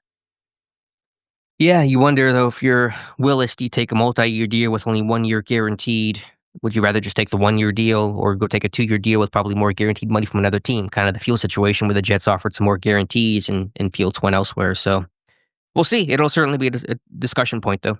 Look, if you re-up Rodgers, you should not expect to get anything more than what you got out of Aaron Rodgers, even with adding to the wide receiver room, because he is what he is. So in other words, are you okay and I'm not with a 6.2 adjusted net yards per passing attempt stat number. No, you shouldn't be, because you're not going to go deep into the playoffs with that number. Well, just to play devil's advocate, do you think Malik Willis can send Pittsburgh into a deep playoff run? Is he the quarterback that can really vault this franchise forward? I mean, once again, you're going off of. I mean, does he have a higher, at least, upside than Aaron Rodgers? I guess yes, in the sense that he's a younger quarterback, and there's just what is the upside with Rodgers in the sense of he is who he is. So that kind of narrowly, to answer your question, yes, but is he a better quarterback than Aaron Rodgers, which is really the more important question to ask, I think. Who's the better quarterback right on now? A down-to-down reading defenses and experience, obviously not, right? I mean, you're going to lose, but you're going to gain the mobility aspect of it, something Mike Tomlin has talked about on top of it. So it's a risk reward, obviously, type situation versus knowing the devil that you have, right? I mean, this is more off-season fodder. I don't want to go down this road, but if Rodgers says in February, I want to come back, what do you do with that information? Because you can't sit there and say, well, we're just going to wait about Malik Willis until March and kind of see where he goes. Like, you're going to have to figure out this Rodgers situation. You would hopefully figure it out before free agency begins. I'm doing my homework on Malik regardless. Yeah, I know you're doing your homework, but you have to decide. If Rodgers comes to you and says, I want to come back, and it's February. Well, if I do my homework, obviously, before then, and I think that Malik Willis gives me a better chance, and I'm waiting until free agency to find out what I can do there. But you run the risk of he will sign somewhere else, and Rodgers says, well, screw you, I'm going home because you guys clearly don't want me, and then what do you do? Well, you're going to have to find something else to do, obviously. Well, it's not great. That's not a great plan. Yeah, it's not. So you got to figure this. You got to figure out Rodgers first. Like, either you want him back or you don't, independent of Malik Willis, and go from there. All right. Anything else in the email machine? Yeah, Caleb says, what do you guys make of all the talk that's been going around about the Browns versus Steelers being scripted? So that way the Steelers and Ravens face off for a playoff spot. The NFL flexes the game a day after that. They have been all 22 tape. There's no that. It's all great fodder and talk and all like that, but no, this was not. Was the networks hoping that it would get to a situation where Steelers and Ravens? Was the NFL as a whole hoping? But was it scripted? No, come on, folks. Yeah, I could go on a rant, and I'll save my soapbox. I'll get up on, but I think, again, I'm not anti sports betting or gambling. We obviously partner with our friends at MyBookie. I certainly think it should be legalized and something people can freely do. But I think it is the brain rot of betting has made every conversation through the lens of that, and just everything is now scripted, everything's now rigged, and without really any evidence of that. Listen, refs have been making bad calls before sports betting was so popular and common the way it is today. It's been going on for a long time. I don't want to put my head in the sand and say there is no scenario in which, betting or there's any sort of shenanigans, for lack of a better word, going on. We've seen that prop bets in baseball, basketball with Tim Donahue, which I've done a lot of research and listening to him talk about all that kind of stuff. But I just think it's so flippant to sit there and say, oh, it's a bad call, it's rigged. I don't believe that to be true. I agree. All right, Bryce is back in here. He says, I don't care that the Steelers only gave up 10 points. The coaching for this game gets an F. The staff is very inconsistent in anticipating what teams will do and then having answers. Soft zones get picked apart in the beginning of the game and had the Steelers on their heels, and the offense had a week to prepare for no DK and found nothing it could hang its hat on in the passing game. The offense is defined by its inconsistency because this coaching staff cannot scheme up the wide receiver tight ends enough to find success. He says it's a joke. Number 2, Alex, you brought up a good point on Monday. Mike Tomlin has essentially pigeonholed Freiermuth and put him in the doghouse. He only sees him as a zone beater and not a complete tight end, mostly because he doesn't effectively block 4-3 ends at the end of the line. The offense this year has no imagination when it comes to using players like Jonnu and Pat. They should trade Pat in the offseason. All right, the first part here. Bryce, if I would have told you on Friday that the defense only going to give up 10 points in this game and they were take the ball away twice, you would have taken that every moment there. Now, if you want to talk about the offense and the coaching on that side of the ball, absolutely have at it. If you want to talk about the decision making and the play of Aaron Rodgers on the offensive side of the football against a very good defense, mind you, but they still should have won that game. All right. If you want to talk about can't scheme up the wide receiver, tight ends enough to find success, absolutely, yeah. But I mean, look at once again, Alex did a great job. I mean, you're dealing with a guy in. Should they have run more picks and all in this game? Probably. Should Aaron have made better decisions in the opportunities that were there when people were open? Yeah, there weren't a lot of those obviously in this game, but he could have made better decisions as well too. But I mean, if you want to talk about open up the email, what I don't care that the Steelers only gave up 10 points. Once again, if I would have told everybody that Steelers give up 10 points technically defensively in this game, everybody listening to it would have signed up for it right then. Yeah, I mean, his ire seemed to be more towards the offensive staff or Mike Tomlin than it was the defensive performance. Am I reading or hearing that Well, then correctly? he should have came up. The Steelers only scored 6 points on offense. Yeah. Not take the angle of gave up 10 points and then get into the defense saying soft zones getting picked apart at the beginning. Blah blah blah. Well, I think still a critique about that. I think he played too much zone on possession downs early in this game, and Sanders was kind of ripping some of those digs and hitting them pretty routinely. Sure, but And that's not what I mean. That's not in. it didn't lose you. No, No, but it didn't lose you the game. it's all part of your evaluation. Was it a good call or not? Regardless of what the outcome was, I think you could still evaluate those things kind of Sure. independently. And we did, for the most part, we did say for a quarter and a half, this defense, it took a while to get get off their heels a little bit, and they did. Right. And then Right. the touchdown obviously should not have happened. Yeah, which is on the coaches. That just Duggar just.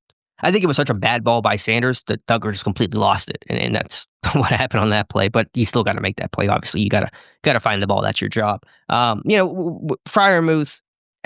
Yeah, I still struggle to kind of figure that out. I think Jonnu Smith, even though Freiermuth has not been out snapping, Jonnu Smith recently is just it's hurting Freiermuth. Obviously, do you trade Freiermuth? I mean, who's your OC next year is kind of where some of these questions start. What was your system going to look like? I'm not inclined to trade Freiermuth. I'm certainly inclined to cut Jonnu Smith and kind of tell Arthur Smith, okay, you're no longer getting Jonnu Smith, so go work with Pat again. I mean, Pat and Smith had success 2 years ago.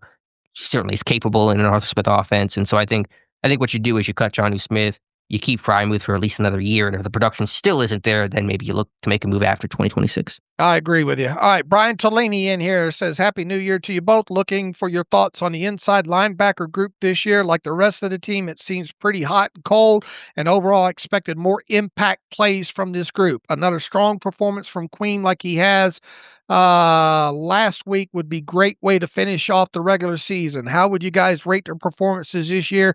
And do you see this group as a strength or a weakness? I guess that's a good question to start with. Do you see this inside linebacker group as a strength or a weakness? It's in between. It's not as strong as it should be for the talent that's there. It's certainly not consistent enough. Did Peyton Wilson take the step he needed to this year, Dave? Not overall, no. I agree. Did Queen take a step?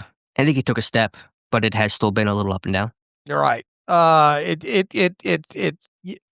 You almost look at it per game with him, right?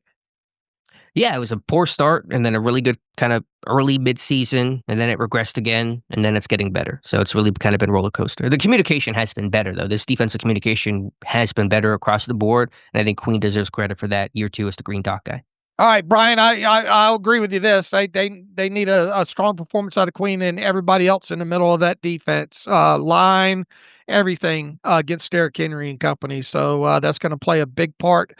How that defensive front defense as a whole plays in this finale, whether or not they get in the playoffs, will be a big part of that. Brett Nile back in here. Let me start by saying I do not believe that giving up more sacks would have helped the offense, nor do I think that protecting the sack record was driving play calling or decision making. However, I did notice a trend, and I'm curious about your thoughts. There were probably 6 or 7 times that they threw checks to guys who were tackled well behind the line of scrimmage with no chance to make the play. Most of those would have been better had the ball been dropped or spiked at the receiver's feet. Seemed like they were just a little resistance to throw the ball away on those plays. There were at least 5 times where they would have had better field position with throwaways. Well, here's the thing. This is a team that notoriously has thrown quite a bit behind the line of scrimmage. They love their RPOs. They love their checks to the running backs. Alex has a great clip of MVS not taking a great angle on one of those smoke screens to the left side. It wasn't the offensive play in those kind of situations that you're talking about was not dependent. In other words, I don't think you can make an argument of dropping passes or spiking it or throwing the football away as a potential game plan. Yeah, obviously it's not a game plan. I think there's some frustration there, as there should be. I think of that email. It just kind of speaks to the offense was so bad, it would have been preferable and more beneficial to just take a knee than it would have been to take bad sacks on third down. That one sack Rodgers took on field goal fringe that led to that Boswell miss, though we don't talk about that play too much. That was a really bad sack for Rodgers to take on that play. And then some of the tunnel screens or smoke screens that got blown up that lost yardage. Yeah, in hindsight, it would be better theoretically to just do nothing than that. But obviously not a game plan, but it just kind of speaks to how bad this offensive showing was. And I think a couple of those passes, one to Thielen and I think one to MVS, were in the dirt. Never had a chance to be completed. Yeah, there was pressure, I think, on one on that next to last drive that might have been open. Rodgers kind of dropped his eyes on that one. He had some open receivers and just didn't have a good rep there. Let's see if we can get one more in here from Jeff Kinney. Writes in, top of the morning, yuck. That about sums up things after watching the latest mistake by the lake. I set a new personal best with the number of times I uttered the exasperated phrase, "What are they doing?" throughout the game. He said, did Tomlin and Smith really think having a 42-year-old quarterback drop back 40 times in that weather against that pass rush was with has-been and never were receivers who may not even know the playbook against press man coverage by 2 Pro Bowl defensive back who's putting the team in their best position to win this game? Are we overthinking things when your running game is having success and you have tight ends that can move the chains? He says, what a ridiculous game plan. Look, you're still going to have to throw the football in this game. Did you necessarily maybe have to drop back that many times? You got to remember the final 2 possessions that we laid out were 8 and 4. That's 12 dropbacks that you're dedicated to having right there, right? And then the end of the first half, how many dropbacks were into the first half? Yeah, there was probably about 8 again, like the end of the game drive there. But yeah, again, did they not run enough? There's probably a little bit of truth to that. It wasn't so egregious that I would call it out. Again, that third to last drive, they ran all 3 times and they could not convert a first down. So, right. I guess in totality, I'm not upset about the run pass ratio. I think there's a lot bigger problems. I'm just upset about the lack of a pass game in general. Yeah, especially in the game. And look, they did not really hit down the field, as we talked about the other day, anything beyond 10 yards, very low completion percentage. And when games that they don't have that, they rely on their yak, and they obviously did not have that. I'm going to look more into what this team, and look, this team still, I think, leads the league or right there at it at yards after the catch in totality there. But I want to go back and look at what the adjusted yards after the catch for the team was as a whole and by play as well too, because quite frankly, if you throw the ball and you complete it 7 yards behind the line of scrimmage, yet your pass catcher gets 6 yards of that back and yak, you still lost 1 yard on that play.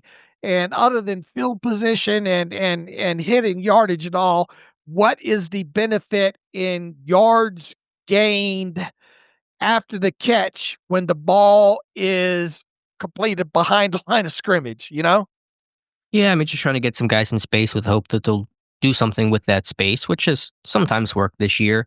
I think the frustration with the pass game is about, because listen, it's no surprise that you're a receiver trio of MVS and Thielen and Scotty Miller struggled. Like, of course, they're going to struggle. They're Right. not, they are who they are. So why didn't you get Frymouth more involved? Why didn't you get the tight ends? I know Jonas Smith went down, or Darnell Washington went down. Why didn't you get Gainwell the ball more, even though you had the chip with him? Why didn't you get maybe Warren the ball in space? So I think that's a fair critique about the pass game overall. Sure.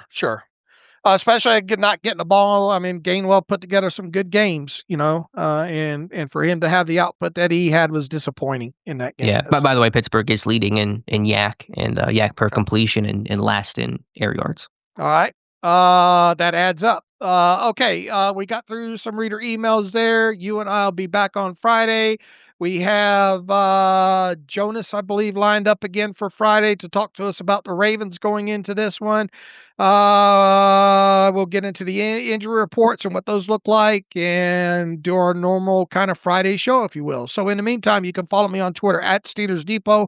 Follow Alex at Alex_Kozora. Follow the show at Terrible Podcast. Email the show, theterriblepodcast@gmail.com. If you like what we do and want to donate, SteelersDepot.com. Hit the donate button. Also, if you like an ad-free version of the site, SteelersDepot.com. Hit the ad-free button and follow the directions that way. Get a username and password and hit the login button to take advantage of the ad-free version of the site. Happy New Year, everybody. We appreciate the support of the show and the site throughout 2025. It's been phenomenal. We can't thank everybody enough for that. And we'll talk to you in 2026. So as always, thanks for listening to the Terrible Podcast with Dave and Alex.